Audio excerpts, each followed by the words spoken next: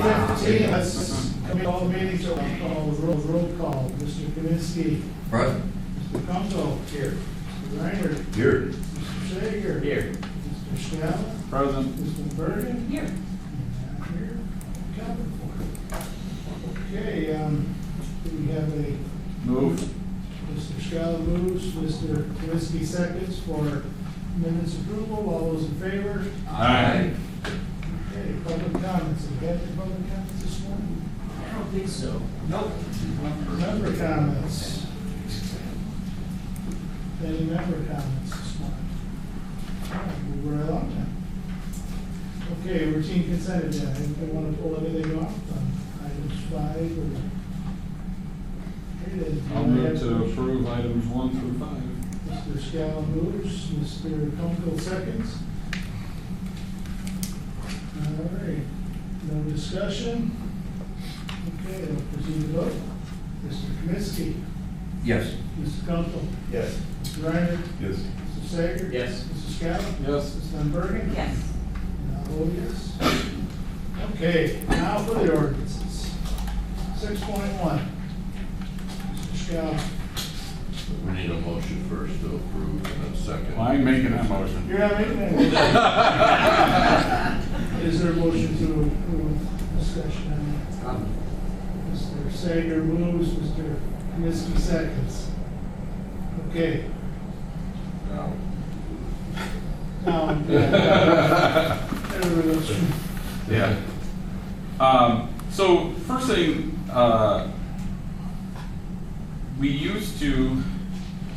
last time we used to get crash data, but that was not in here.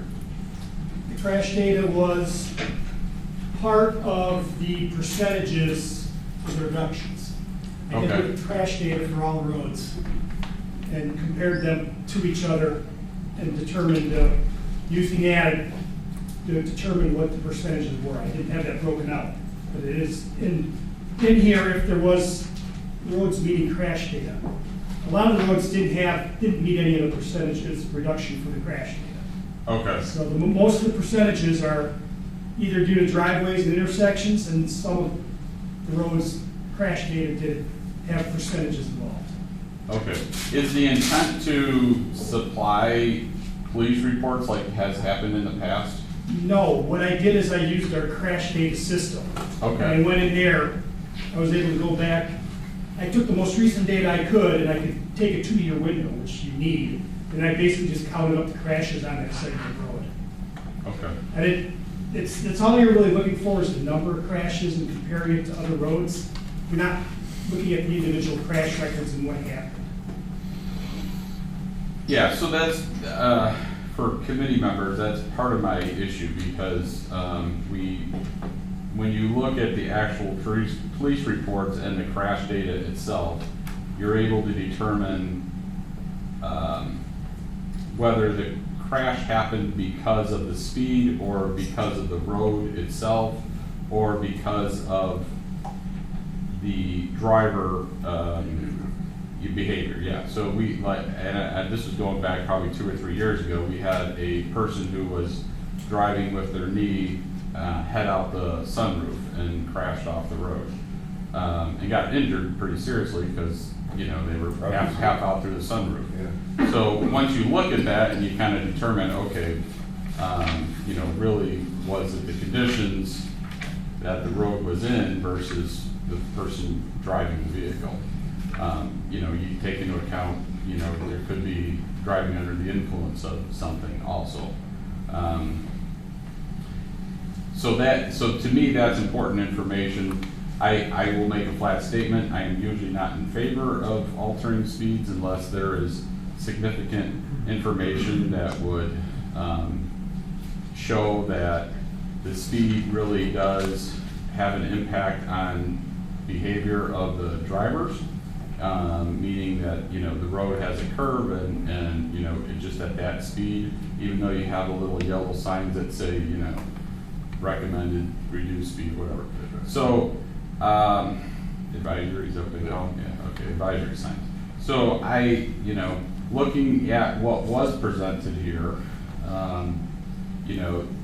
there was only well, and I'm kind of talking about 6.1 and 6.2, so I mean, take it for a grain of salt here, but, you know, there was only a couple that I saw where I could see it being reduced by 5 miles an hour. But the others, when you look at the data, I question, and I know there was a whole bunch that weren't even recommended for reduction. So I appreciate that part of it. And so that's kind of where I have an issue at. You know, some of these roads, there was only 2 of them that I had never traveled before in my life, so I can't comment on those particular roads. But all these other ones I have traveled numerous times, so I can't see. And again, for me, the other side of it is when you look at what the speed is, the average speed of what people are driving that road at, you know, it's always, in most of the cases, it was higher than what the posted speed was. And in one case, I have to go back, this was a couple days ago, one of them, it was like 12 miles an hour faster than what the posted speed was. You know, so it's like, obviously, the driving public feels safe driving at that speed. Whether it's against the law or not, they're, you know, they're comfortable driving that on the road. And so that's kind of where I have an issue with that. Every day you were on that road. Probably a couple times now. Stop driving what you need, Mike. The only other, no, I'll say that to 6.2. So I'm sorry, there was another question I had, but that was pertaining to township ones. I just like staff to provide a verbal justification in their mind. I mean, what is the primary reason that you all believe that these changes are important? Just bottom line, what is it? Safety, Safety from, period. Speed kills. Data shows that we are having a higher accident rate. It just came out with the data, Scott can correct me wrong. We're back to what, where we were 5 years ago, if not longer. and it's getting worse in and terms of accidents. And Right. deaths. Yes. Kills and dismemberment those are the biggest concerns with this. And that's very concerning to the industry, considering all the technology that is in vehicles that we have, and we still have these numbers. But how much of it is due to stupidity of the drivers? We can't, that's all subjective. Well, Like you said, you've got the technology. When you're arrested for talking on your phone, you know, on it, and That's you've the got a problem. big screen TV. That's the problem, that doesn't happen. Distracted driving is the problem, yet nobody is going, A, tickets aren't being issued, and B, if a ticket issued, it's not going to court. So there's nothing to deter people from being distracted driving or driving fast. So reducing, same logic, reducing the speed isn't gonna change. But it will reduce the severity of the accident if it happens. Not if people aren't traveling at that reduced speed. That's where I come into the problem. That's where I look at the real speed. well, I'll bring up as an example on those accidents, I mean, because I drive that every day, and that's the Harmony McHenry. That has one of the highest accidents there. 17% driveways and accidents. And every one of those accidents isn't because of speed, it's because of stupidity and the stoplight there. And every one of them, so the adjusting the speed limit isn't going to lower any accidents there. And that's just, that's my opinion. I'm very much in agreement with Mr. Scala for once, and usually have that. Mr. Coleman. So post-pandemic, nationwide, traffic accidents are up.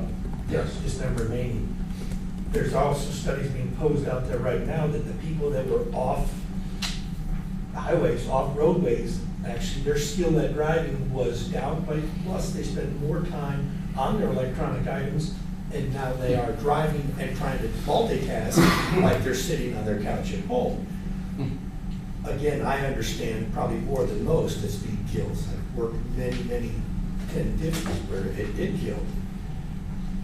But I don't see these roads that we're having questions, some, I have, like Mike's comment, I haven't traveled all of them, but some of these roads are purely inattention accidents, not speed accidents.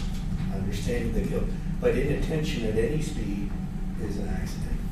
And I too am not in favor of these particular roads that I drive on this sheet right here. I'm not in favor of lowering the speed limits. Mr. Sager? I just had a question first. What are the state warrants with regards to these changes? Is there just, we follow those state warrants because we've done traffic studies, is that right? Yeah, there's a defined process. When I did the presentation, there's a defined process that all agencies use that I'd have to adopt. So these are all national standards. Okay, so there's no, I guess, misstep in terms of what the state warrants provide or offer? No. Right, okay. I'm probably gonna be the lone duck here, but I believe that this is appropriate. And the reason I say that is because I do agree 100% that we cannot absolutely say that these accidents which have been increasing are as a result of speeds or if they're a result of distracted driving. However, I would say that these are not mutually exclusive. They never will be mutually exclusive. And I think that we have to think about what the ultimate outcome and severity of the crash or the wreck actually is.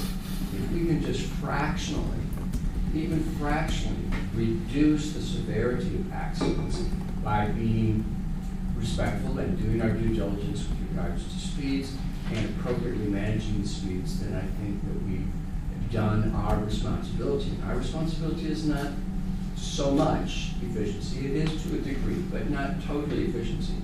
I think we have a greater responsibility to people with regards to safety management and maintenance, and I think this is a way that we can do that, again, to reduce the severity of accidents, and hopefully, if only one time, again. So that's my 2 bits. I had a question on, I guess if you could clarify what adjacent speed limit indicates on, specifically Airport Road. I don't know. It's the speed limit next to the zone we're proposing to reduce. So on Airport Road, west of the limits of the proposed speed limit is 50 miles an hour. East of the intersection of US 14, it's 45 miles an hour. Okay. We're just showing the speed limits on either side of the proposed zone. Sure. The reason I ask that is because, when you look at the map, you're going from 50 to the recommended speed of 40 miles an hour, and then back up to 45 miles an hour. And I just think that creates a lot of confusion. And I don't travel that road very often, but when the speed limit jumps around like that, I'm not sure that that's in the best interest of. Well, when we do it for the counties, we try being consistent with that. The issues that you may be referencing or that you see is whether other entities do. And if they don't follow that process and they arbitrarily set the speed limit, and that happens at the municipal level quite often. On this one, I think I agree with them. There's a Walgreens there, there's a laundromat, there's a subdivision, and I could see a 50 to a 40 to act as a deceleration zone until you get to all of those. I kind of think Airport Road makes sense. I traveled that one quite a bit in Harvard, and there's a lot of busy intersections there. They're not driveways like it's a road with a bunch of driveways where they'll decel. I can think of a few examples, but I digress. But there are, that subdivision is real busy where people do, pause and turn left if there's traffic, and you're going 50, you're not going to be able to gauge it. It's not that easy. I kind of agree with you. If we're going to pick one over the other, I could see Airport making a lot of sense. That's just one I know of. Now, in the past, I believe we actually separated some of these out, didn't we, Mike? Ken? We have in the past, yeah. We've said that we agree with some of them and some of them we don't agree with. Right. And that's why you have two for township and county, but also we've separated, or the committee has separated ones within each one of the schedules. Well, I just said that in response to John's statement. Yeah, I mean, 'cause I don't know every road or intersection, but I do know that one. That's That's- not a word, yeah. I don't know every road. So, can you explain to the committee again how, I know, well, townships is different, but for county roads, how these are chosen? It's right there in the memo. If we have people that bring it up to us, or internally that we see there may be an issue on it because of the accidents, then we study those. Okay. Mr. Kunkel. I was asked directly, and again, maybe I should wait until we get to the next one, but I was asked directly how these were posed. Did we have a complaint, or was this something that came? Yeah, that's where his question is here. Either they come in that people request them, especially in the townships. Those come from the road commissioners probably 90% of the time, if not 100%. Yeah, every request we get from the townships from the highway commissioner. There you go, for the township ones. Ours could be And people. if a township resident on a township road calls me directly, I just refer them to the highway commissioner. Because that's where the process starts with the townships.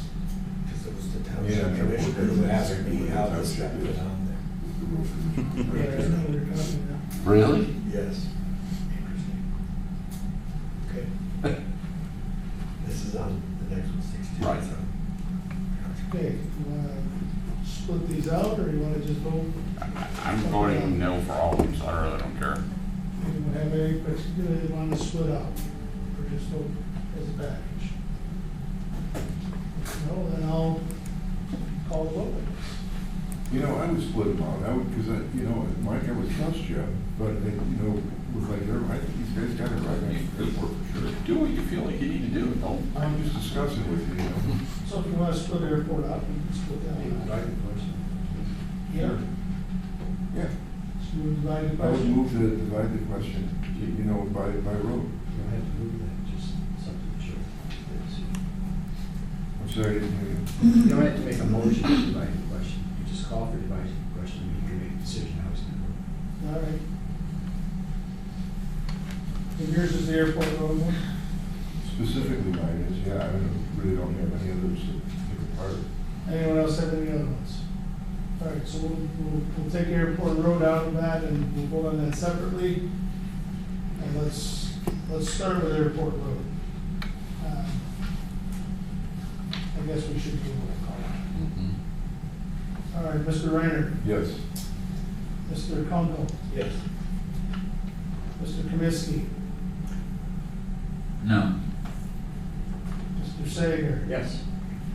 Mr. Scala, No. Ms. Van Bergen, Yes.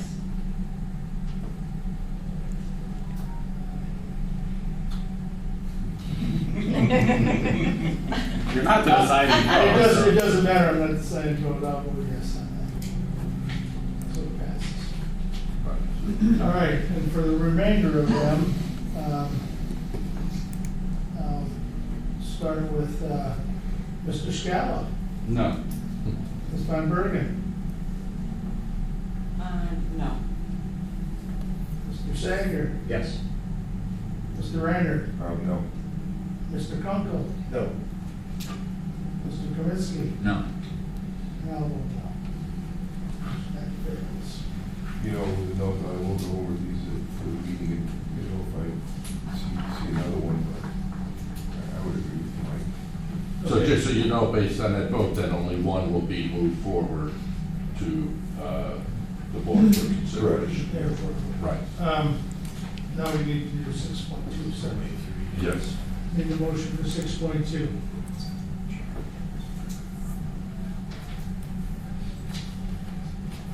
Anyone want to move 6.2? I'll move. Give me a second. I'll second. John Ryder seconds it. Okay. Any discussion? We'll move the vote then. Mr. Reiner, Yes. Mr. Kunkel, Yes. Mr. Kaminsky, Yes. Mr. Sager, Yes. Mr. Scala, No. Ms. Von Bergen. Yes. Now, no. Motion carries. Okay, we're down to new business. I think altered speed limit ordinances typically waive the 30-day notice. Do you know that? Yes. Okay. Because of safety. Okay. So our intent is just to put the waiver on there. Yeah, we coordinate that with Kathy Powell, but that's a good point for the committee, yeah. I'm not, Most ordinances have a 30-day. yeah, I think this should. I mean, you're supposed to, the whole purpose of that is to give the public a 30-day opportunity to comment and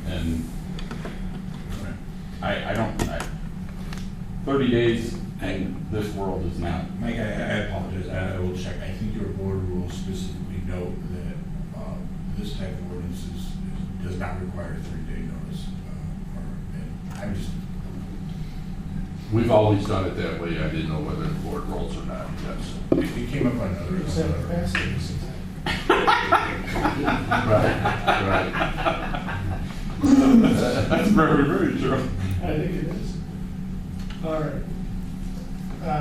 New business presentations.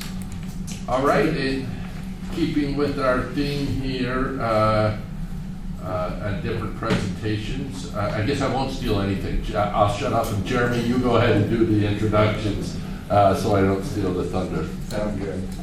Sorry about that. Good morning, everyone. With me this morning is Brian Converse. He is the president and general manager for Willett Hoffman and Associates. Willett Hoffman and Associates has been the county's selected bridge inspection consultant since 2012. He and his team rate all the county and township bridges in McHenry County. Along with that are a lot of other various tasks that they do on our contract. And Brian's here today to talk about the bridge inspection program, the overall condition of the county and township bridges, and then just some other details of what they do for us here at the county. So I'm going to turn it over to Brian. So thank you very much. Thanks a lot, Jeremy. I might have to head up front here because I have to apologize. My eyes aren't very good these days. I probably need new glasses is my problem. Yeah, so here's just an agenda item or some of the things we're going to talk about. I'm kind of going to do a 30,000-foot overview. I'm not going to get into the weeds on a lot of these things. And if you want me to at the end, I can definitely answer any questions you have. But I'll give you some bridge inspection descriptions, common items that we inspect, condition ratings of the bridge elements that we look at when we're out there in the field, bridge rating changes in 2022, location and condition of the structures, the county and the township's deficiencies found during the 2022 inspections, how deficiencies are recorded and tracked, maintenance items for the county and township bridges. We'll talk about that. That's things that the county and township can do with their own forces. Structure preservation program. I'll have to commend McHenry County because a lot of counties don't have a preservation program, and federal government's pushing that right now, trying to get people to maintain their bridges a little bit better instead of waiting until they deteriorate and fall apart, and then you got to replace them, and no maintenance has occurred prior to that. So I commend McHenry County for that. Non-MBIS structure inspections. We are doing some small bridge inspections for you guys. You got some small culverts. I'll get into that and show what we're doing there. And then some non-MBIS structure deficiencies. So then permit chart, we'll talk about that a little bit and how we tie this all together with our bridge inspections and any questions and answers that you may have. Bridge inspection descriptions. For those of you that haven't seen this presentation before, for those I think a couple of you have, it's sorry to bore you with running through this again, but there's different types of bridge inspections that we do that we have to perform for IDOT depending on what Springfield calls out for a particular bridge. Majority of them are your routine inspections. They're usually on a 2-year cycle. Some could be on a 4-year cycle. It just depends on how new the bridge is. So regular inspection is performed to monitor the structure for any deficiencies. Inspection frequencies vary with the life of the structure from 24 to 48 months. Underwater inspection, we don't do them ourselves. We sub those out to another consultant that specializes in diving. So that's required when the water is normally 4 feet or more in depth, or combined depth of the mud makes it unsafe to wade the normal chest waders at a substructure unit. Specified equipment and training required for underwater inspections, and inspection frequency is typically 5 years for your underwater inspections. And then fracture critical inspections, we do those as well. That takes special training for that. IDOT wants you to be qualified. 5-day class, we just all got refreshed on that in our company. So is an inspection of bridges that has an element that meets the following definition. It's a steel member in tension. It has to be in tension. If it's in compression, it's not fracture critical. And if one of these members fails in tension, the whole bridge is going to go down. So that's a fracture critical structure. An inspection frequency for those is every 12 months. And then they must be certified to be performing the inspection type. Like I said, we do go to classes for that, so we are certified. And then you have your special feature inspections. These are inspections when we go out there, and they typically are generated when, I'll get into that, when one of the elements drops to a 4 or less, then IDOT will come up and look at it. And a lot of these are common in your precast, pre-stressed deck beam structures, where you'll see a crack in the bottom of the beam, and then they count that strand as ineffective because that crack is typically generated from that pre-stressing strand is corroded, and then it's caused that concrete to crack, and then they consider that strand ineffective, and of course that pre-stressing strand, you put that under a lot of tension, and that's what's carrying the load for that particular bridge. So it usually creates a special feature inspection. And some of these can be frequencies from 1 month to 3 months to 6 months to 12 months. We have been down to 1 month, but typically you don't see that very often. It's only when the road is critical to some industry or something that they nurse it along until it can be replaced. And we do have element level inspections, and these are performed on Illinois Department of Transportation maintained structures on what they call the National Highway System, NHS. So we do have a few bridges there that we do the element level. They're also performed on the local public agency roads that are on the NHS. So they require a little bit more work. They want more detail on those. Let's say you have the deck and you have a few spalls in the deck. You got to quantify the deficiency of that deck in comparison to the whole deck. So that it gets into a little bit more detail. But once you have it set up and the paperwork is set up, it's not really too difficult. So they're conducted. We do those in conjunction with the routine inspection, and it also must be certified with IDOT to perform this inspection type. Then scour critical bridges, you do have a few of those. Those are coded a 7 or 4 or less. Those are typically if you have a pier in the water that doesn't have piles underneath it that can scour out underneath that particular structure. It could be at an abutment too. That's at the end of the bridge, if we call it your abutments. If that scours out, and it could create the collapse of the bridge. But typically, if you got a bridge on piles that are driven very deep, it's not a problem. But some of these, you do have a few of these that do require a scour plan of action, and inspections are performed in accordance with the plan of action during high water flow events. So you do have to go out there and look at these, and sometimes you might get an X-rat alert or something like that that tells you that you had a rainfall event that triggers, it might have been a 10-year storm, 25-year storm, or whatever it may be, that triggers you to go out there and look at that scour critical element to make sure that everything's still intact and safety is the primary concern for the driving public. So, let me go back there. So you guys here, we have some new monitoring equipment that are getting installed here. It has been installed, and I'm going to start to use that here to monitor these scour critical bridges. So we can properly, closely inspect these structures when required. So that's a good tool for the county to have. And just some common inspection, common items inspected.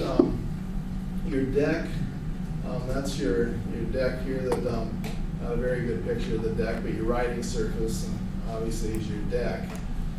Then we have your, what we call the superstructure.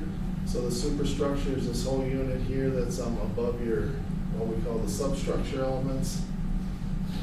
Your bearings is what your beams rest on here. You can see your different bearings under the beams. And like I said, your substructure units, you have your, we call them your piers here, and then up here at the very end would be your abutments, and I think I'll show that on another slide. But then, of course, you got your railing here. And then some of the other nomenclature here, then of course the deck again on this particular structure, you can see it here, that's your deck that sits below the parapet. You have your bearings again right here that the beams rest on. You have your substructure abutment. This happens to be a closed abutment, we call it, where it's vertical, and then if it was sloped here, we call the spill-through abutment. Channel bank condition. This happens to be a fairly good channel bank that's armored properly. Wing walls, and then you got your wing walls here that come back from your substructure unit or your abutment here. And then for culverts, you have your wing walls here at your culverts. You have your overall box culvert condition here, which this one's armored properly, so you don't have a huge scour problem here at the end of your culvert. Which is called your channel condition, so this channel happens to be in good shape. And then you have your head wall here that's above the top slab of your culvert that holds back that roadway material. So based on what we found during the inspection of a structure, the Illinois Department of Transportation rates the bridges on the following scale. So when we go out there, we're rating these things, and they have different criteria for each one of these. An excellent new is a brand new bridge. They always tell us after the first inspection step that you go out there, they want us to drop it to an 8 because it's no longer new. So now you're already down to an 8 after the bridge is built. So then you got 7 is good, satisfactory for 6, 5 fair, 4 poor, 3 serious, and 2 that's in critical condition, and then 1 imminent failure. And then 0, it's failed and the bridge is closed. So here's, after 2022, there's some bridge rating changes that occurred. You can see here, I know it's hard to see here, but some of the changes that occurred, and you got a large portion of these are precast, pre-stress box beams, or deck beams we call them. So there was quite a few changes in those deck beams, which what I alluded to earlier, that most likely lowered in rating due to cracks in the bottom of those beams or some other deficiency that relates to the superstructure. And then these other ones, you got steel, some culverts here that we lowered, that probably there was some corrosion in those culverts, and concrete slab, 2 concrete culverts, precast pre-stressed I-beam, lowered a little bit, but it doesn't mean they lowered to a 4 or anything where we had to do anything, but these are the ones that had lowered in 2022, and a precast channel beam. So 40 bridges had a change in the following that I mentioned. So some of the deficiencies found in 2022, there's your deck beam. Like I said, now we marked the underside here. Now if it's going over a roadway, we won't mark this because we only do it if it's over a stream, so we don't want to cause alarm to the public, but most people don't see these if it's over a stream, so we go ahead and because it makes it easy when we go back, we already have a document, and then we can we'll know any new cracks that develop out there for the next inspection.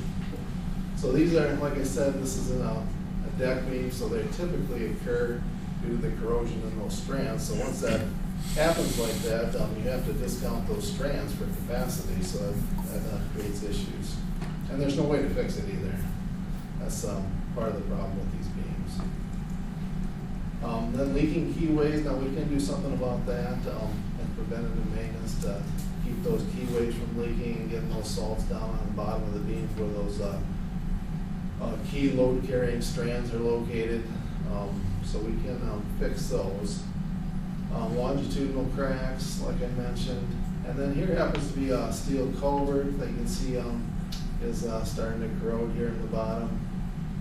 So we look for that, any pitting, rusting, fitting, any deficiencies like that, section loss. And I'll show you some coming up here in our small culvert inspections where you see the whole bottom, so rotted out. Now these channel beams, mark these up here. This happens to be beams that are set side by side too. They're channel beams, but they're not pre-stressed where they put a tension in the beam, and then after they pour the concrete, they release that tension, and it creates a tremendous amount of force in the bottom of the beam for capacity. These are your standard steel strands that are put in these beams, but as long as you have anchorage here in the end of it, a lot of times you're not in as bad a shape as you think there, even though it looks pretty bad. But then you got to look at the corrosion, how much corrosion is in the bars too, for capacity sake. But you can see this one does have some issues, and spalling and exposed rebar, and longitudinal cracks that occur. And then typically what's happened is the bar is corroded, and then it can cause that crack and pop in that concrete, so eventually it's going to fall off. So concrete culverts, we have cracking, a little bit of cracking there. This one doesn't look like it's in too bad a shape. Have some efflorescence, so you can see some leaching that's come through the wall of the culvert, vertical cracks, so we look for those. But this one overall doesn't really look like it's in that bad a shape. Deficiencies found during 2022 inspections, concrete slam, got some efflorescence there where we got some salts coming through, longitudinal cracks. Steel multi-beam, this one here, failed paint. Now this one here might look bad, but as long as there's no section loss or anything, this might be one you can go out there and actually paint and clean and paint and redo. I'd have to look at the report again to see how much loss, if any, if there actually is. But sometimes they look worse than what they actually are. And bearing conditions, we always look at those two. Section loss in the webs, particularly at the ends of the bridges, we're looking for that because that's where all your loads get transferred from the center of the bridge up down to your load path, down to your bearing. So we want to make sure that our web that's carrying that load is has all its strength there, and there's not any section loss that's going to cause any kind of load rating reduction in that particular bridge. So substructure, so we got vertical cracks there, horizontal, a few horizontal cracks, but overall that one's in pretty good condition. Location of your county structures, this is how we go out there and efficiently track your structures and bounce from bridge to bridge, so we're not going all over the place. And then we also color code these little pins, whether they're the slide that I mentioned earlier, whether 7, 6, 5, 4, whatever the condition rating is, the lowest one of the super and the substructure, we put those on a little color code here, and then we can go out there and go from bridge to bridge without traveling all over the county. And then we got it down where we actually got the coordinates of each one of these too, so we just pop it up on Google, good old Google, and it takes us right to the bridge. So it works pretty efficient. And then as far as the tables go, the overall condition of the county bridges, I point this out like a 4, like I mentioned, if one of these structures goes down to a 4, I don't know if you can see it back there, like your superstructure or your substructure is a 4.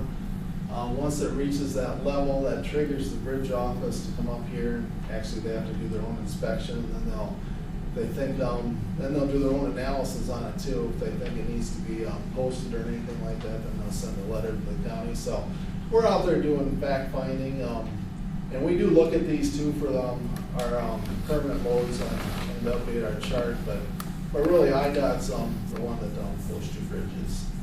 So, and then a 5, we just change it to a different color here for if it goes down to a 5. But I think this color's wrong here. This should have been a 6. I got a couple of these are backwards here, but this should have been the 5 and the other one the 6. But just to give you an idea that we color code these things to let the county know, where they're at with all their bridges. And then 7 or higher is your green. And then we do the same thing with the township bridges, color code these things, so you have your reds here, so we know that those are the ones that the bridge office is coming up and looking at, we're paying closer attention to those, and they might be on the list to get those replaced or rehabilitated more frequently than the others. And then you can see as we group them together, and this happens to be grouped by township, so you can see Chemung, and then you see another township here, so we group them together so you can kind of see. And it's also for the township's use because we put a report together for them so they kind of see how their structures stack up in their particular township. An overall condition of the township bridges, just to show you how we do that and present that. So now we are on the website, so everything we do while we're out there, we actually put all this information as well. While we're out there looking at the bridge, we got a gentleman that is our team leader that actually does the inspection, and then we have another, we like to hire summer interns because we gives us a chance to get them back and get some training on some bridges, so they'll do the cross sections and some other miscellaneous things while the main team leaders doing the actual inspection, and then they go to the truck and then they'll input this stuff right into the system. And we really like that, it works out really good, so that's how we track everything. And then here's just the efficiencies I recorded and tracked. You can download these forms off the website, and then you can see for each bridge what exactly each particular item is rated as. So there's 7, 6, 5, 4, 3, 2. So that's just more tracking paperwork for the bridges. So here's some things we do for the county and the township. This just happens to be an example of a few bridges. These are the maintenance items that they can do themselves to help maintain the life of these structures. Just some simple things like cleaning sediment, vegetation buildup from the upstream and downstream into the structure. And that helps for scour too, to keep that flow going through that structure like it was intended. And remove debris from the upstream end of the pier. A lot of times those piers, especially if they're in the middle of the water, they get a lot of debris on them. So you go out there and remove that debris so we're not causing any backup of water, and it functions properly. And then also scour too, because that debris will add to the scour, increase that scour around that pier too. So you want to get rid of that so you don't have that scour problem that could develop in high flows. Then clean out the deck drains, repair any spalls in the deck or approach slab if have the capabilities of doing that. Sometimes that ends up being contractor work, but if you have the capabilities, you can do a little bit of that work as well. Seal some cracks in the bituminous wearing surface. Replace any damaged guardrail sections. I know we go out there and we point all them out, so the county has a team that goes out there and they make sure that gets fixed. Clean any excess sediment upstream and downstream that I mentioned. And then the structure preservation program. So you can, so the structures are picked for the program that have repair maintenance work that can be done to extend the life of the structure. So type of the work completed on these structures, washing and sealing cracks in the concrete decks, minor concrete repairs. So you keep them salt from getting down on the main load bearing members such as your beams, remove any sediment buildup from the culverts, so everything flows properly and we don't have those scour issues. Replacement of guardrail ends like you mentioned, placement of riprap at wing wall corners. A lot of times, especially around your culverts, and it could even be a bridge around those wing walls if it starts to scour out, and then you can lose the ends of your roadway too if you have enough scour there. So sometimes riprap is warranted at those wing wall corners to protect those. Future structures will be picked for the program based on the repair work. So go through our list of our inspections and we'll determine what they can do as far as repair work to enhance the life of these structures. So this just happens to be one that I don't think this was on here, so I just picked one here. This was what happens to be over a railroad, but you can see some bituminous patching in here, and you can obviously see that this deck needs to be patched. So that's something that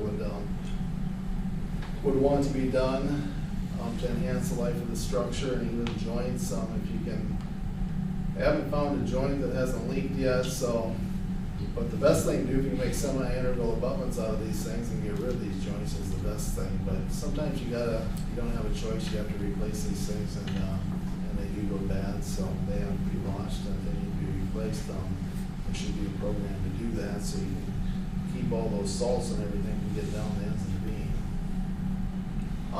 I'd like to talk a little bit about our non-NBIS structures, our small culverts. This happens to be a little unit that we use to go inside there because some of these structures are so small you cannot crawl on these things. So we use a little remote control car with a camera on it. We take pictures of these culverts, and we are right behind the county. The county will go out there and clean all these out, wash them out. So maybe a day or two ahead of time, so then we'll get out there right away before things silt back in, and we'll get our car in there and take a look at these structures. So it's a pretty good system we got, and a working relationship with the county to get these inspected. So structures, these are the structures that are less than 20 feet. It has to be 20 feet or greater to be considered a bridge, where it actually is mandated by law by the federal government that it has to be inspected at least every couple of years. And right now you have around 500 structures in the county ranging from 1 foot to 20 foot in length of these that we've inspected. So the first inspection ever for many of these structures that we did this year, we did see a few things. As you can see here, on this upper left here, you can see that whole culvert deteriorated there after it got cleaned down. We took the car in there. So you don't have anything left at the bottom, so then you can schedule these for replacement or some kind of repair, a liner or something. I don't know how big this one particular culvert is, but that's what we see on a lot of these steel ones. We'll see over time, especially the older ones, we'll see these corroded bottoms here. So it's good to get out there and take a look at these once in a while. So we're planning on putting these on a 4-year cycle, so we'll do a quarter of them every year. And you'll just see some problems here with the outfall here. Not protecting. You see the crushed ends, that's probably from mowing. I assume a vehicle went over it, but now it's not handling the capacity it's supposed to that it was designed for, so that needs to be fixed. And I don't know if you can see here, we also come up and spot some things. There's a gas line right here that's exposed, so we can notify the utility to come out there, and they probably want to address that. So some of the things I mentioned there. And then a permit chart, so we tied this all together with a permit chart. Here's so permits are required for structures that don't meet the legal dimensions and weights. So below here are your legal dimensions and weights, and if you have those going over your structure, you don't need a permit. But if you don't fit in these guidelines, then you have to get a special permit to go over these structures. And if they're going over a county bridge, you got to get a county permit. If they're going over a township bridge, you have to get a permit from the township, or a municipality bridge. I'll have to get a permit from them as well. So what we do is we created a permit chart, and we tie all this together with inspections. So we update this chart quite frequently to keep it up to date. So it'll go up to 10 axles. So if somebody wants to go over that particular structure that doesn't fit, it's in these legal load criteria here, then they'll be able to look at that chart and issue that particular permit. And we've used a program called ASHTOware, so all these have been reviewed by IDOT. All these structures have been modeled, so we have them in a model.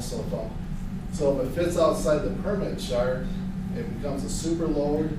So then they can kick it back to us as long as we have 3 different things. We have the axle weights, we have the axle spacings, and other criteria. We can quickly put that into an ASHTOware model, run it across the bridge, and within a half hour, an hour, we can get that thing looked at to make sure that super load can cross the bridge safely, and then issue a letter accordingly. And sometimes with super loads, you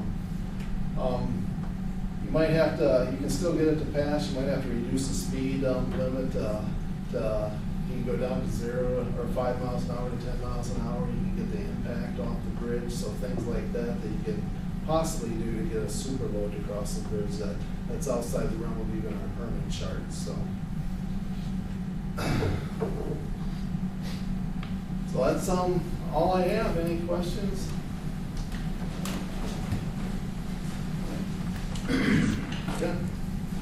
So when one of the slides, you said that there was 40 bridges that had rating changes as of last year. Yes. So in that 40, was there a differentiation between county and township? I think that was all of them combined, It was all combined. yeah. Okay. And if a bearing fails, are we able to replace the bearing? Oh, yeah, you can replace the bearings, yeah. Typically, yeah, I haven't really seen any on your system. I've seen a bearing that's been, I have to go back and look now. We did a project in 2018 on Chapel Hill Road Bridge where we replaced bearings at Okay. abutments and at piers, so it can be done. It's Okay. unique, but it can be Yeah, done. if that's a civil grant, so yeah, definitely can be done. We can replace the bearings. A lot of times with the roller bearings, the older bridge, we'll replace those with elastomeric or another type of newer bearing. Right. But yeah, that can easily be done. We do that quite often. Okay. You indicate something about a loss of netting or net or something like that. That's a technical term, I don't know where it is. What's the net? Awesome. Deterioration of netting or something like that, you mentioned? I don't really- Talking about some of the, Was it maybe section loss? Section loss. I don't remember the word netting, but yeah, section loss, like on your rebar on some of those, nets, maybe it's a net section. net section, that's not sure. Yeah, it gets reduced, due to the corrosion of that steel, so now you got a smaller area of steel to deal with, so now that's gonna reduce your capacity of that structure. Okay, so the netting, the net section, or whatever. Yeah, net that's- section. Yeah, is what's left after the corrosion has taken place, so we'll take that net section that's left, and then we'll analyze that and make sure it can still have capacity. Net is the differential then, it's It's a not. gross net, Yeah, not- yeah, it's a differential, it's not a structure. Got it, thanks.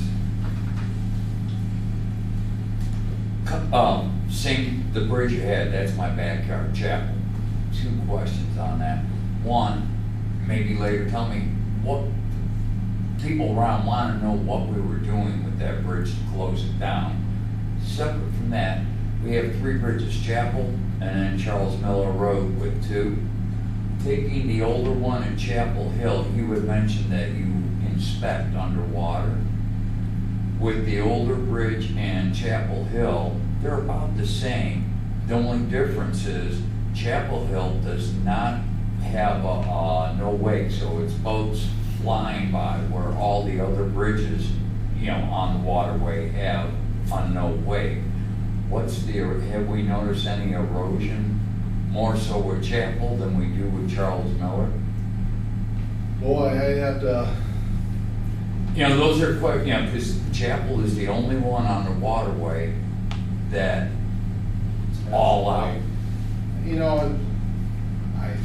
due to the wake of the boat you're talking about, yeah, I wouldn't worry about any scour due to that, that's minor compared to the flood.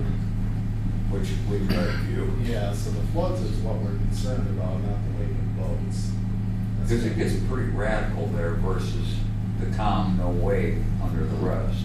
Yeah, so it's never been anything that brought to my attention through all the classes in IDOT that we've ever had to worry about wakes of boats for scours. Usually the floods is what we're worried about, because we'll model those and do a hydraulic modeling, and we can estimate how much scour is going to be created from the hydraulic models. And when I'm thinking of a wake, I think of things going sideways too, and versus going up and down the stream. I'm thinking of water hitting that perpendicular, those piers, and that creates what they call a horseshoe vortex. Which it around that does. pier. Yeah, that goes, that scours that out, but that takes a lot of water and a lot of rain to. On a normal boating season, that is the highest traffic water system in the nation. And right there at Chapel Hill, it's all out war on the weekends. Well, we don't. I'm just asking, Yeah, we don't look at that though. What was the major job of redoing Chapel Hill? I'll have to So that project, we had to replace 2 of the 6 piers due to water and salts leaking through in the joints. Okay. So those piers that were replaced also had to be, we had to jack up the bridge, and because the bridge was jacked up, it couldn't withstand the normal weight of traffic during that period of time.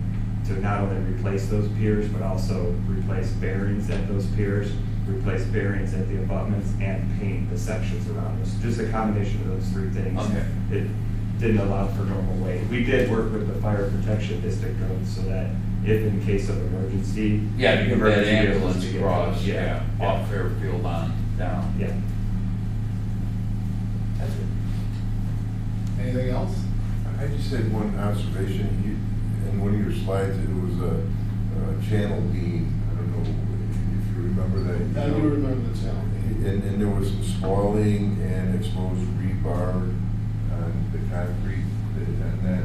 You know, just as a side, what's the life expectancy if that's left unattended on something like that? I mean, is that a 5-year before it fails, or is that? It's just hard to say. Like I said, on that particular one at the ends, if you still have the anchorage of those bars, and the bars haven't corroded that much significantly, where you have a large section loss, and those main reinforcing bars, it can last quite a while, so it just all depends.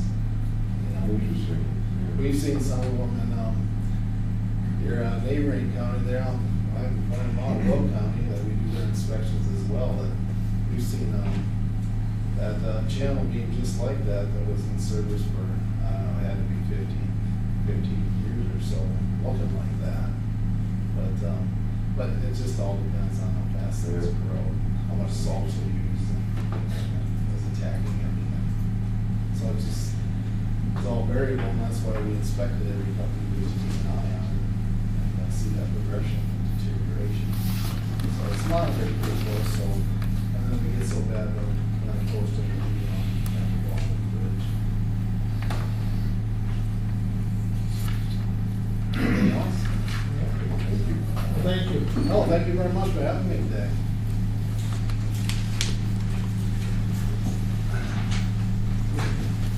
Thank you, Brian. Okay, we're to the old business, McHenry 2050. Yeah, I'm gonna take a page out of Brian's playbook and stand up here. That's a good idea. So I'm gonna go through real quick. It's been a while since we've talked about the 2050 plan in detail. This week, we're holding what are called stakeholder workshops. We had one yesterday afternoon, we have one tomorrow morning. And we've invited experts, subject matter experts, people, local government officials, to kind of come and review sort of our initial draft of recommendations. So what I'm gonna give you here today is just a kind of pared down version of this workshop, so you can kind of also see what's being proposed as part of this long-range plan. I'm not gonna get into all this, but this is sort of what I'm gonna go over today. First, an overview of the plan, so you guys all should know this, but it's a county-wide long-range plan looking out to the year 2050, looking at ways people get around, goods and people get around our county, providing a safe, equitable, sustainable, and convenient transportation system, and everything else here as well, which I've already talked about earlier. Just the schedule again, this has been a long process. We started back in middle of 2021. We're working with a consultant, HDR, who have helped us every step of the way here. And our goal, and this is just a goal, but our goal is to have the plan adopted by the end of 2023. So by the end of this year, you'll see a final document before you for approval. If we need to extend that because of whatever reasons, we can do that as well. And right now, we're in this sort of draft plan review phase. So we've got sort of some draft recommendations put together, having come from all the work we did with stakeholder engagement over the last year and a half. Again, here's all the stuff we've been doing. We've been talking with people both virtually and in person. We've done a ton of in-person events, going to farmers markets and public events around the county. Our website's been operational since 2021 as well. We've been getting input through the website. And then taking that input we receive and prioritizing, looking at the data. So taking what we hear from the public, looking at the data and sort of mashing those two together to find these recommendations that you're going to see later here today. So what are the strategies and ideas we've come up with so far? So this is sort of the big picture map that I'm going to get more in detail with later slides. But this in one map just kind of shows the bulk of what our recommendations are proposing. So we've broken this down into this sort of purple, magenta, whatever color that is. Those are what we're calling safety and vehicle travel recommendations. So these are both corridors that have known safety concerns, as well as maybe spot areas for congestion or other travel issues that we want to address. In blue, these are corridors with known safety concerns today. We look at the data, we look at the crash reports, we know that there are safety issues on those blue corridors as well. The green corridors may not tip the safety concerns, but we know that there are vehicle travel issues both today and then in the future based on projections for traffic. So the green are more just vehicle travel issues. And then in the dark blue or purple, those are what we're calling freight corridors that we need to think about upgrading to handle freight in the future between now and 2050. And then in the sort of the black dotted lines are projects that are already programmed, either by the county, in the case of Randall Road North, or by the state of Illinois, which is 176, 47 in Woodstock, and then the 31 project between McHenry and Crystal Lake. So those projects we are showing that they would have been included had the state not already taken steps to address those, or the county in that respect. So that's sort of what we're seeing today. You can see it's a mixture of both state and county recommendations, which is consistent with how we handled this in the 2040 plan. Just as a recap, the 2040 plan, a lot of the major recommendations were for the state facilities. It was 47, it was 31, it was better metro service. Those were the big recommendations that came from that plan. And this plan is very consistent with that. A lot of the issues that we want to address are state roads and or county roads. And I'll get into more of that in just a second. So kind of taking a deeper dive into the safety aspect of the plan. Again, one of our 6 goals or 7 goals is what we're calling Vision Zero. The idea that we want to get down to 0 traffic fatalities by the year 2050. And so in order to get to that point, these are the areas that we want to focus on for safety improvements. Both corridors in blue, but also we have some intersections that we've identified. You can see the circular points, areas that we know that intersection needs improvements, maybe through the use of a roundabout, the design and construction of a roundabout. For each of these corridors, you can see there's different symbols associated with them, and they correspond to what you see around the corners here, which are different type of safety improvements, right? It might be lighting, or rumble strips, or roundabouts, or you name it. And so we've sort of taken a look individually at each of these corridors and tried to look into the future and say what could address some of the safety issues that are there today. And again, this was both looking at our data and also what we heard from the public, because the public is also very astute at knowing which roads are less safe than others. Taking a look at vehicle travel.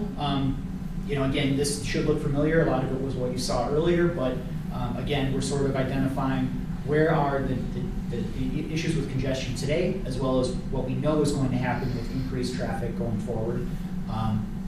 23 between Harvard and Kishwaukee Valley Road. 47, we all know, 47 and 31 have been a consistent theme throughout the last 10, 15, 20 years, and they continue to be so here today.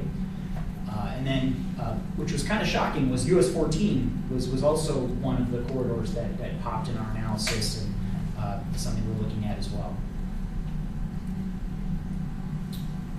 Freight, I talked about the need to accommodate freight, and because of the interchange at 23 and 90, this southwestern area of the county, the city of Marengo has primed for future freight growth.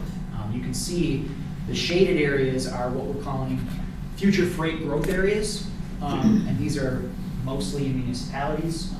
In this case, in the city of Marengo, you can see some in Woodstock and Crystal Lake and everything else.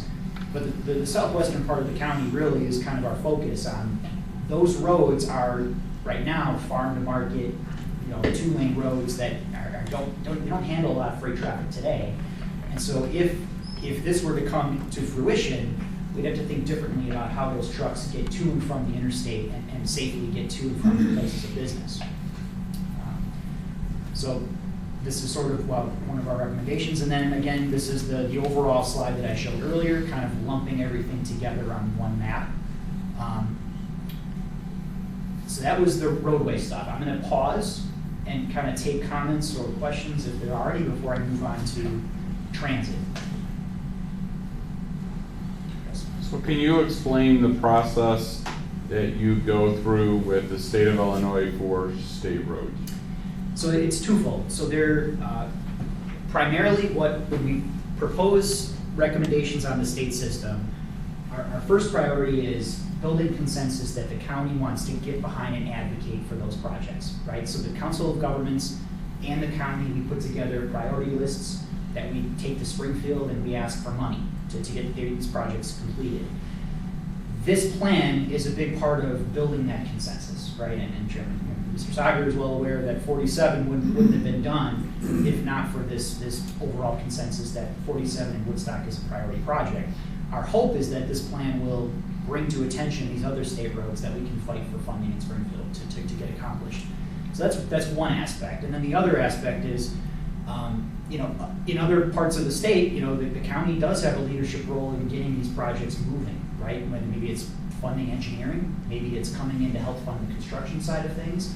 Those are all things that would have to be determined by the county board in terms of how high of a priority that would be. But it has been done in other cases where the county could come in and help fund some of these state projects with our county funding if we thought the state wasn't moving fast enough. So those are all things that obviously would have to be decided later on. But I hope that answers your question, Mike, a little bit.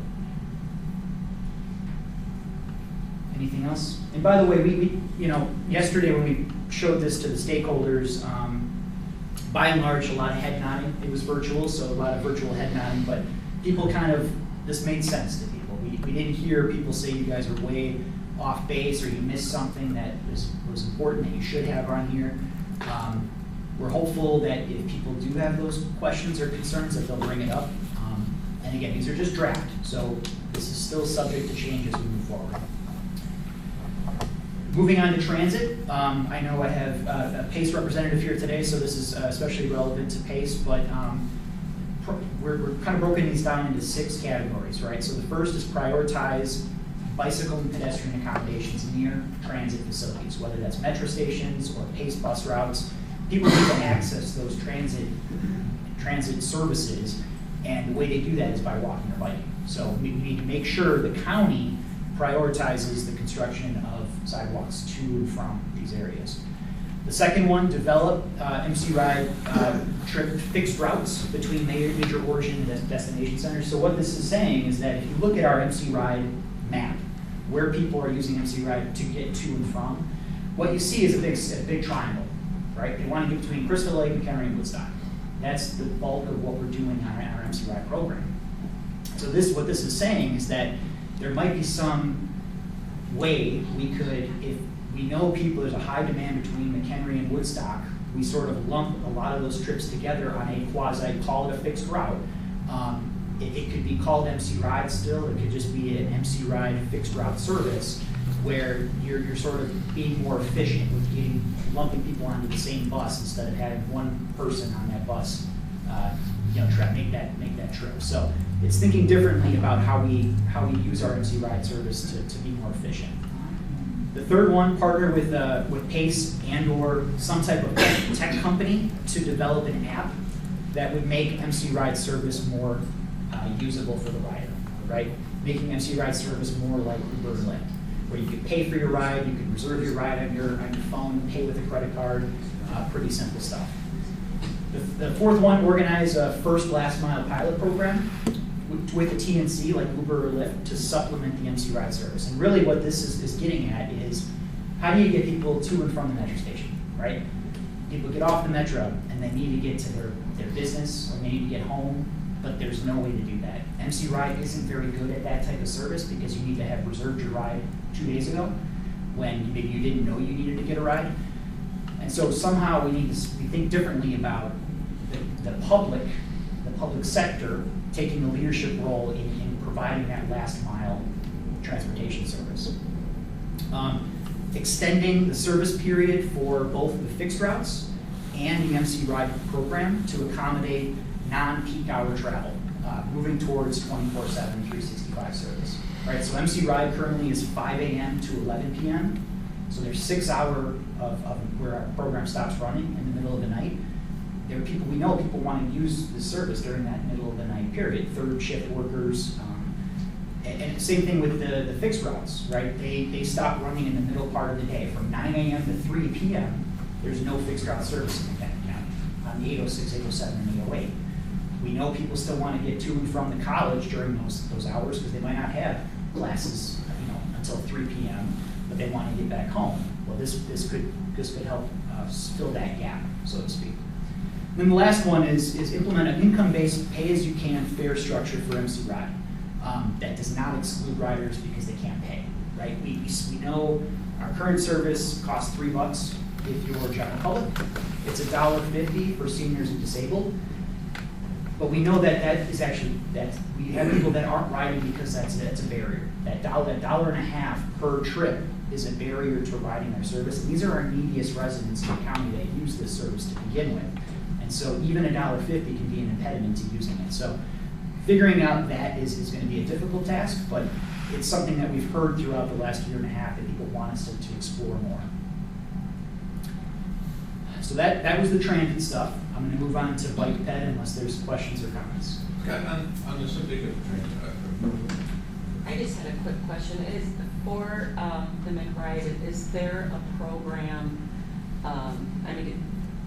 do you only have the option to pay per trip, or like Metra has, a monthly pass where you can ride the train between, a certain zone?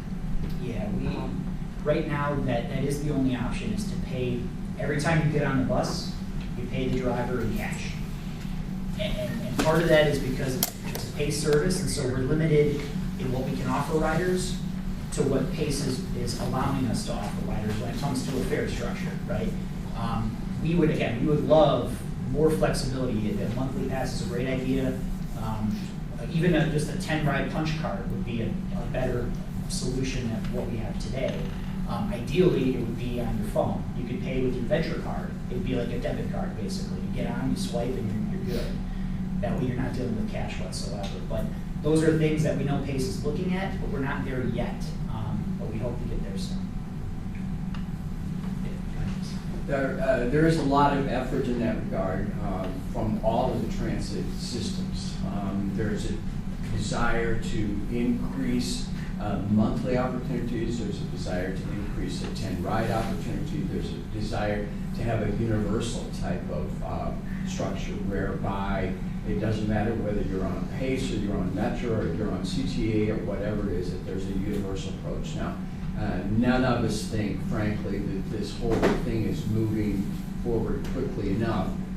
One of the reasons, of course, is that there are jurisdictional situations between the three service agencies or three service boards, but there is a lot of talk about that particular effort right now. And so I'm hoping that we might be able to move forward with that, but I want to be very blunt about it, that universal isn't going to happen within the next few years. That just surprises the hell out of me. We've been hearing this I agree. Since you and I went on the board, the same thing. This excuse after excuse. We can't get there yet. The irony of that is, in China, the street vendors, even the beggars, take their money via the phone. And in this country here, you can't use your phone to take a bus fare. It sounds third world, doesn't it? It's unconscionable from our vendor that we're receiving that. It really is. And for 7 years, the same story. Can't get to it yet. People buy their coffee. As I said, beggars in China on the ground with their cup take their money from their phones. And to be clear, we've tried to work around the issue with having to pay with cash. We, about 7, 8, 9 years ago, we started what we call a fare card system, where literally we go to a print shop, we print off thousands of these business card size fare cards for the MC Ride program. And And then we told public agencies or nonprofits that, hey, if you have clients that take MC Ride, you can come to the DOT, bring a check for however much you want to buy, and we will give you a box of these fare cards. And then you, Pioneer Center or Independence Health, you hand these out to your clients, and then instead of getting on the bus and paying cash, the rider gives one of these business cards to the driver. This is the extent we've had to go to think outside the box, right? But think about that. Somebody has to drive all the way out to rural Heartland, pay with a check, DOT. So we're taking our staff time to have to work around this system that's existing today, just to give people the chance to pay without cash, to get on the bus without cash. We want to, ideally, I want to get rid of the fare cards altogether, and there should be some kind of technology solution that does this only better in the future. So is there maybe a lesson to learn from the iPass system? In my travels last month, with my transponder, I was able to not have to stop at any toll booth in Ohio, Pennsylvania, Virginia, wherever outside, whatever other state I go to. Yeah, no, you're absolutely right. Not every, but a lot of other transit agencies, literally, you get on the bus and you have either your phone or you have a debit card. You just tap and go, and that's all. Like, you're not fuddling around with getting stuff out of your pocket. It's very seamless that way. And we've been told that we're close. Pace is close to implementing this. But I've been hearing that for a long time, so I'm optimistic, but I'm not going to hold my breath, and that's why we felt it's important to keep the pressure on to make sure this is still a priority for the county to get this done. Have you asked them to explain to you and give you a reason why they're failing and hold them accountable? I mean, she brings up a good point. So does Mr. Conkle. This is inexcusable. Has anyone gone back to him and say, okay, you're wrong. Give me a reason why we can't do this and who's responsible? If we're all supposed to be working together, someone needs to be held accountable. I agree. I try to understand pace that it's a big region, it's a big system, and you're talking about thousands of buses across the entire region. Each one has to be retrofitted with the ability to read any type of card reader or phone app that you want to use. So there's a cost to that, right? And I think that's been the biggest impediment, is that PACE hasn't had the funding to roll this out region-wide on all of their, not only their big, large buses, but the paratransit buses we use for MC Ride.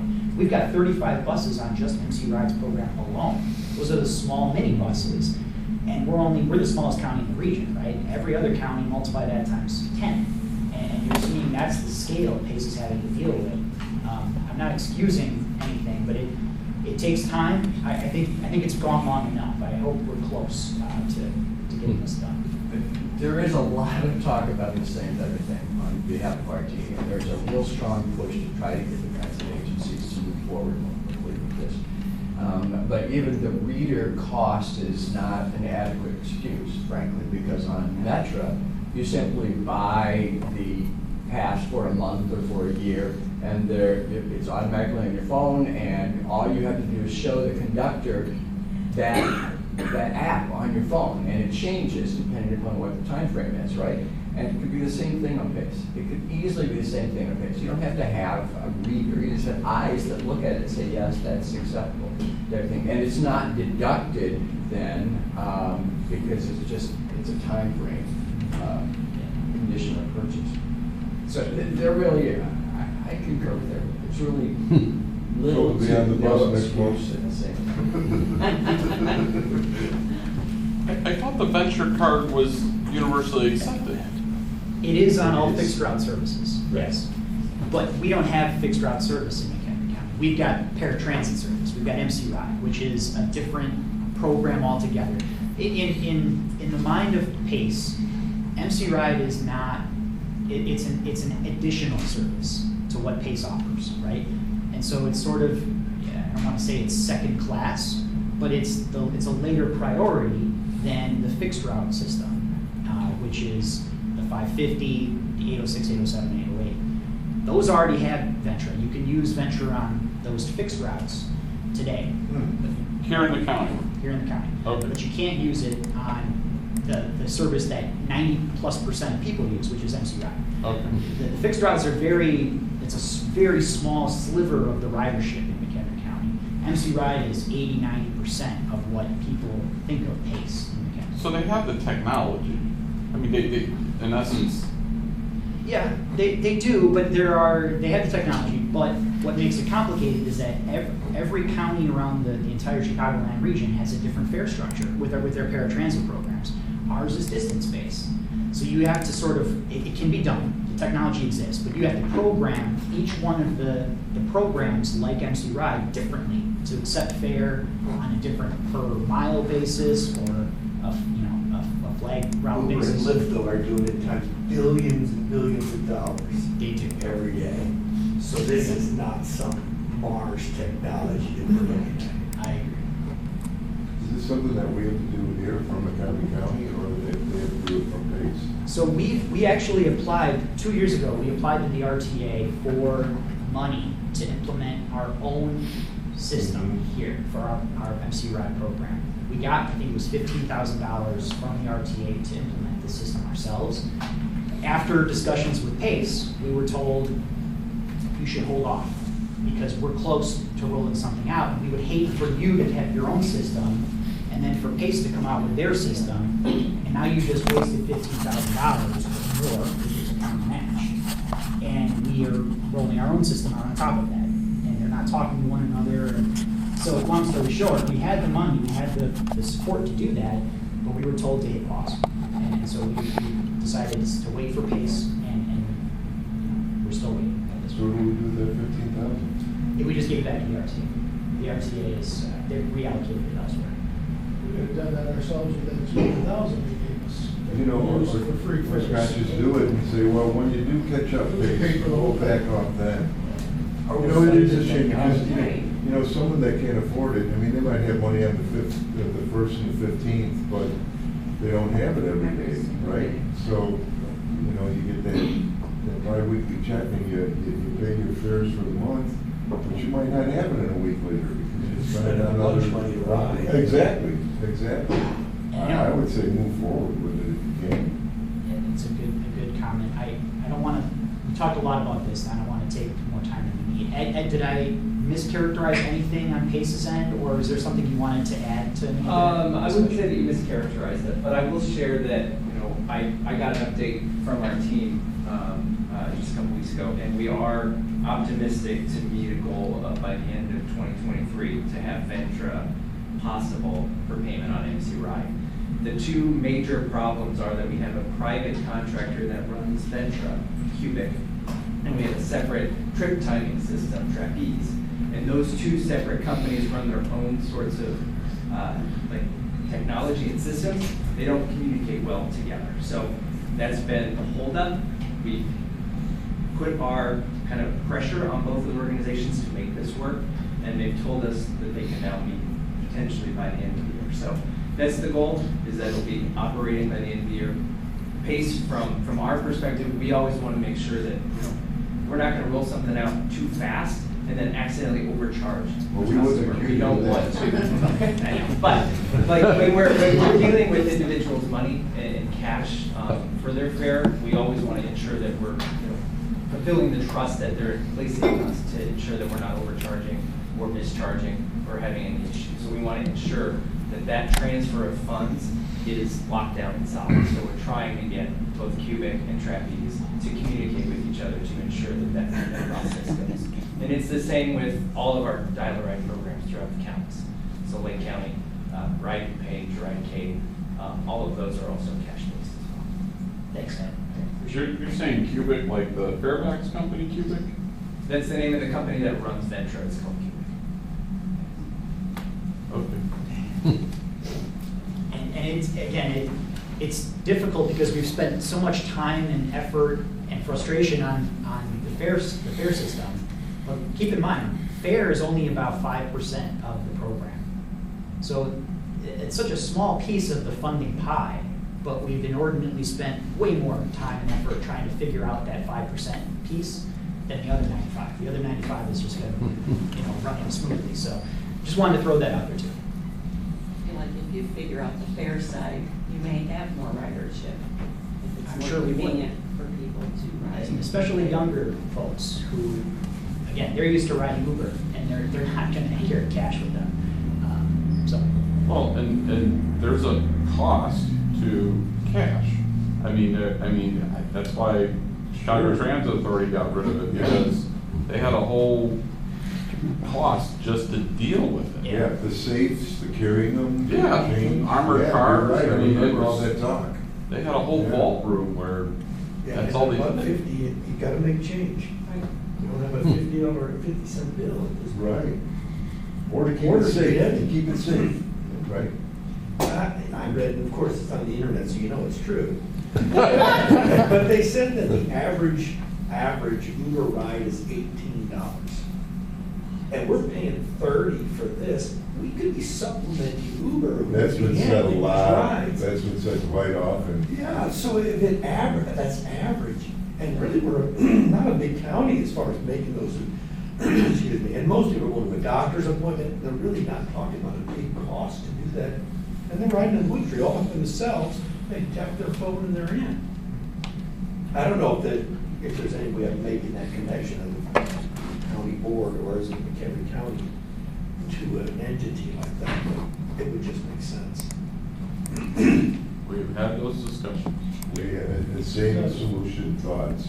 yeah, even recently, we've been talking with Uber quite a bit. You know, Uber and Lyft are both in the process of laying off thousands of employees. They're not doing so hot financially, but we have had a lot of discussions, and if the desire of the board was to move forward with some kind of subsidy program for Uber, I could make that happen within 6 months. And Lyft's getting hungry right now.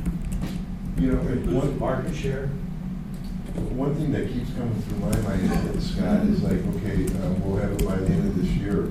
So, and maybe the May meeting or the June meeting, can we have an update that where it was from the April meeting to the June meeting to get to that end year goal? I like that. Because, I mean, I know many people, when they say, oh, don't worry, we'll have it by the end of the year. Well, where are you at now? You any further than you were 60 days ago? Can we get updates on this? Updates? Can you give us updates to make sure that you're moving on this? Yeah, I do everything I can to. Yeah, I mean, I appreciate that. I don't mean to be, but I Yeah. mean, somehow we gotta light a fire somewhere, right? Well, Mr. Chair? I forget who mentioned what leverage does the county have to Oh, make yeah. this happen. Let's light a fire. The only leverage the county has to hold Pace accountable is the annual IGA that all of you refer to. So we budget $2 million a year, and we pass an IGA between us and Pace for service. That really is the point where we can have some leverage or to make something happen. Yeah. But again, if we don't approve that IGA, then hundreds of thousands of people, 100,000 people don't get a ride next year. So it's a difficult situation. But I'll promise we have updates in future meetings on that going forward. I'm not going to dwell on this. The bicycle and pedestrian chapter, really, it takes the recommendations from our McHenry County Connections Plan, which we completed a year and a half, 2 years ago. The Council of Mayors did that plan, and they identified all of the major bicycle and pedestrian corridors that need to be accomplished between now and 2050. So this chapter was basically taking that, making sure everything is still accurate, and showing it here today. So we've got some regional bike routes that connect cities together, as well as some common sense local connections in town, areas that have gaps today that we want to fill in. So I'm not going to get into that. This is the one I wanted to make sure everybody was drawing attention to. We were calling these corridors of the future. So the slide I showed earlier with corridors, those are existing corridors with issues today, known issues today.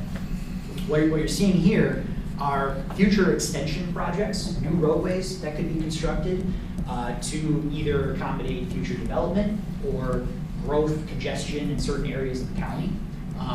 So I won't go into each of these. Well, good timing. This is the last slide. So, Just lost the recording. That knows when your meeting's gone too long. Yeah, I want to mention one more thing. So on Tuesday next week, we are holding a public open house at MCC. All of you are invited. I'm going to make sure you have invitations in the mailbox later today. If you have nothing going on between the hours of 4 and 6, something like that, it'll be on the invitation. Come stop by, say hi to Daryl and I, and give us more input at MCC next Tuesday. I'm getting that update Tuesday. You can have Tuesday cookies. All right, any questions? I'll shut up now, thank you. Open the reason, please.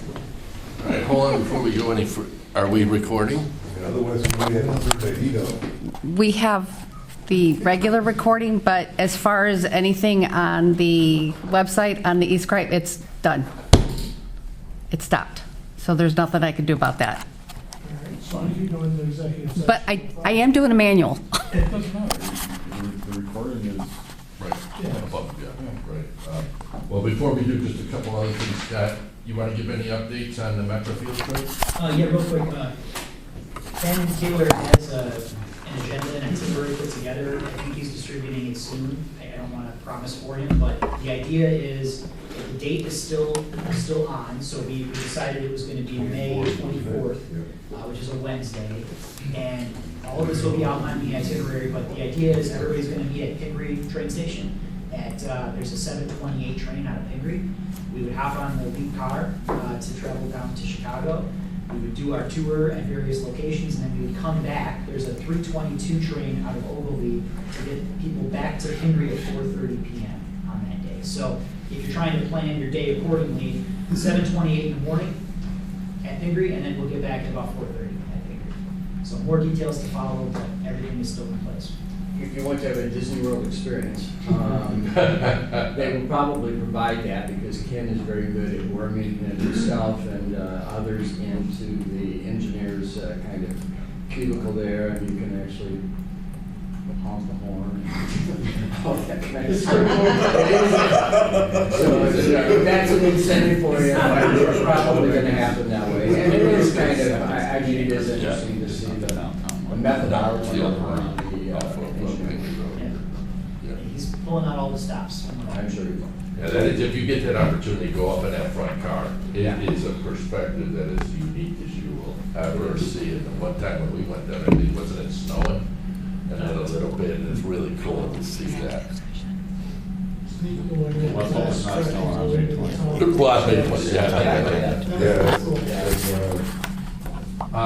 Any quick updates on our, Funding? yes. No, I mean, I think Chairman Bueller announced it at the committee of the whole of county board. We secured $3 million for Randall from the high-tech grant for the bike path and the sidewalk for that project.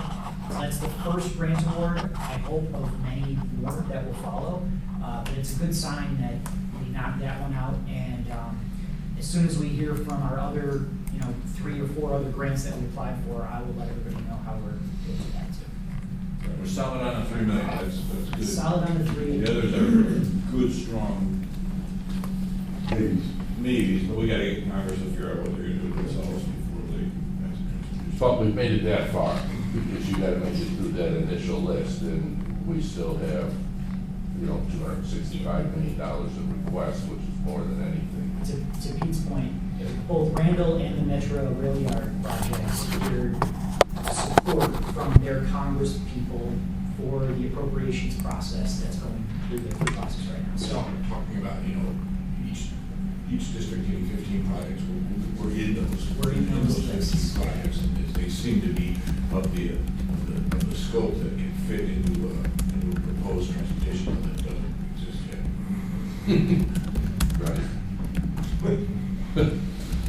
Real quick too, for those of you that are interested, we've got ARA, which is our pavement condition assessment company. They have their survey van that's out in the parking lot, so you can see how they take the data to assess our pavement conditions, if you're interested. And then a last housekeeping item before executive session is just you'll be getting a notice here for Randall Road North. There is a public meeting that's going to be held on May 11th at Crystal Lake South High School. And look for your mail. That invitation will be going out to you. That's needed to wrap up the project so we can be ready to go to construction here at the end of the year. That is it, sir. We go back into open session. Okay.